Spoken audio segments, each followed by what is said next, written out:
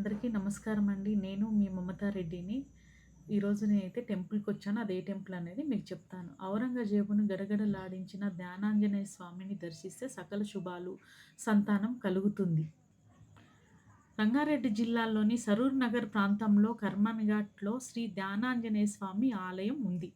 ధ్యాన ముద్రలో స్వయంభుగా వెలిసిన శ్రీ కర్మన్‌ఘాట్ శ్రీ ధ్యానాంజనేయ స్వామి ఆశ్రిత జన భక్తకోటి సంకల్ప వృక్షంగా కొలుసుకుంటారు. అంతేకాక ఇది రంగారెడ్డి జిల్లాలోని అతి ప్రాచీన ఆలయాల్లో ఒకటిగా ఉంది. ఈ ఆలయ చరిత్ర గురించి ఒకసారి తెలుసుకుందాం. కాకతీయ ప్రభువులైన రెండవ ప్రతాపరుద్రుడు వేట అంటే చాలా ఇష్టమైన అలవాటు ఉండేది.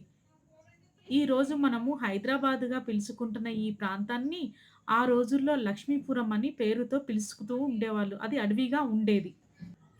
ఒకరోజు ప్రతాపరుద్రుడు ఈ లక్ష్మీపురం ప్రాంతానికి వేటకు రాగా దగ్గరలోని పొదల్లో నుంచి పులి అరుపులు శబ్దం వినపడింది. ఆ రాజు ఆ దిక్కుకు వెళ్ళే కొలది శబ్దం మాయమవుతూ వచ్చింది. అలసిపోయిన రాజు ఒక పొదల పక్కన కూర్చొని సేద తీరుతూ ఉండగా దగ్గరలోని పొదలో నుంచి శ్రీరామ శ్రీరామ అనే తారక మంత్రం వినిపించింది. ఆశ్చర్య చెందిన ఆ రాజు పొదల వైపు వెళ్ళి ఆకులు, తీగలు, చెట్లను తొలగించి చూడగా ధ్యానముద్రలో ఉన్న శ్రీ ఆంజనేయ స్వామి విగ్రహం కనిపించింది. భక్తితో చేతులు జోడించి నమస్కరించి కోటకు చేరాడు. ప్రతాపరుద్రుడు రోజు రాత్రి నిద్రపోతున్న ఆంజనేయ స్వామి నిద్రలో కనిపించి తాను ఉన్న ప్రదేశం దేవాలయంగా నిర్మించమని, అందువలన తన రాజ్యానికి మంచి జరుగుతుందని, సకల శుభాలు కలుగుతాయని ఆజ్ఞాపించాడు. ఆ స్వామి ఆజ్ఞానుసారం ఆలయం నిర్మాణం చేసి హనుమాన్ జయంతి రోజున పూజలు నిర్వహించారు.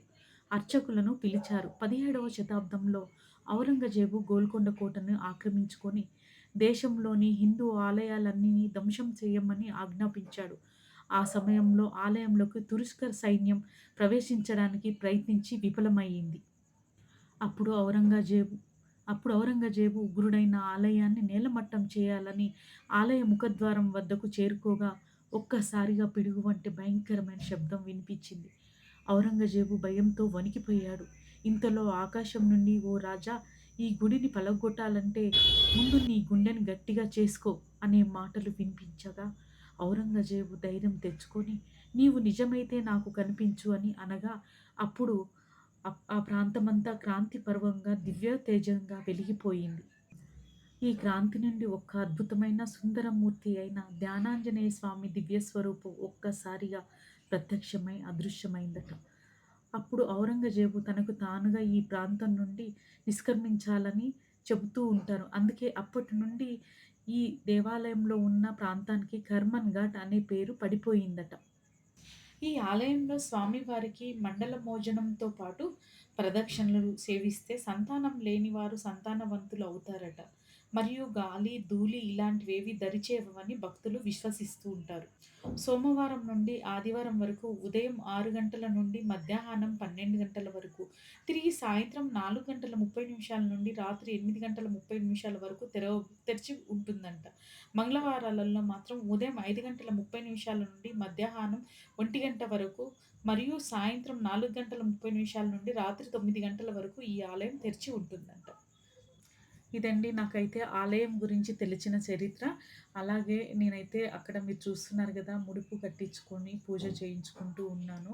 అట్లాగే నాతో పాటు ఇంకా వేరే నలుగురు గూడా ఒక్కొక్క బ్యాచ్‌కి 4 మెంబర్స్ అలా పొద్దున్న నుండి సాయంకాలం వరకు ఆహ్, ఆహ్, ముడుపు కట్టించుకుంటూనే ఉంటారంటండి. మీరు చూసారు గదా! ఫస్ట్ నుండి గూడా అక్కడైతే గుళ్ళు చాలా ఉన్నాయండి. సుబ్రహ్మణ్య స్వామి కానివ్వండి, అన్నీ ఒక టెంపుల్ ఉంది, ఒక టెంపుల్ లేదు అనకుండా వేణుగోపాల స్వామి, మళ్ళీ వెంకటేశ్వర స్వామి, రాముల వారు, మన వినాయకుడు, శివుడు, సుబ్రహ్మణ్య స్వామి అందరూ అన్ని దేవుళ్ళు ఉన్నారండి అక్కడైతే. ఒక దేవుడు ఉన్నాడు, ఒక దేవుడు లేడని కాదు. గుడికెళ్తే మాత్రం మనకి మంచి ప్రశాంతంగా అన్నీ దర్శనం చేసుకోవాలంటే మాత్రం 2, 3 అవర్స్ పడుతుందండి. నేనైతే ఆహ్, ముడుపు తీసుకున్నానండి. ముడుపు అక్కడ అన్నీ మనకి దేవస్థానంలోనే టోకెన్స్ గానీ, ముడుపుకు సంబంధించిన ఐటెమ్స్ గానీ అన్నీ మనకి దేవస్థానంలోనే దొరుకుతాయి. ముడుపు పూజ మాత్రం చాలా ప్రశాంతంగా, ప్లెజెంట్‌గా చేశాడండి. 20 మినిట్స్ ఎబోనే చేశాడండి. అసలెంత ఓపిక ఉందో అయ్యగారికి అనిపిచ్చింది నాకైతే. అలాగే ముడుపు కట్టి నాకు ఇవ్వడం జరిగింది. అప్పుడు ఆ ముడుపు పైన మనం పెన్‌తోని ఏ రోజైతే మనం పూజ చేయించుకున్నామో, ఏ మొక్కు మొక్కామో ఆ డేట్ అదంతా చేసి దాని మీద రాసేసి అది ముడుపు మనం కట్టేసుకొని మనకొక కంకణం గూడా ఇస్తారండి. దాన్ని గూడా దాంతో పాటు కట్టేసిస్తే అది మనం తీసుకెళ్ళి ఆంజనేయ స్వామి దగ్గరగా తీసుకెళ్తే పాదాల దగ్గర పెట్టి ఇస్తారు. ఆ తర్వాత మనం ముడుపుని తీసుకెళ్ళి కట్టాలి. అయితే మీకు ఇంకొక విషయం చెప్పాలండి. నేనైతే ఇది ఫస్ట్ టైమ్ అండి ఆ టెంపుల్‌కెళ్ళడము. నాకైతే చాలా హ్యాపీ అనిపించింది. అరే! నేను ఇన్ని సంవత్సరాలున్నా ఎప్పుడూ వెళ్ళలేదు కానీ ఏదేమైనా మనం అనుకుంటే కాదండి. దేవుడు మనల్ని పిలిపించుకున్నప్పుడు మాత్రమే మనం వెళ్ళగలుగుతామండి. ఏ టెంపుల్‌కైనా, ఏ గుడికైనా గానీ, ఆయన ఆజ్ఞ లేనిది మనం వెళ్ళాలనుకున్నా వెళ్ళలేము. అలా నేను ముడుపు తీసుకొని బయటకొచ్చేసానండి. గుళ్ళో వీడియో తీయనీయలేదు. ముడుపు కట్టేటప్పుడు మాత్రం ఒకతను చెప్తున్నారు, "జాగ్రత్తగా కట్టమ్మా, గట్టిగా కట్టు, గట్టిగా 2, 3 ముళ్ళెయ్యి" అన్నారు. అక్కడ అసలు రాడ్ చేతికి దొరకట్లే, చాలా కష్టమైంది కట్టడం.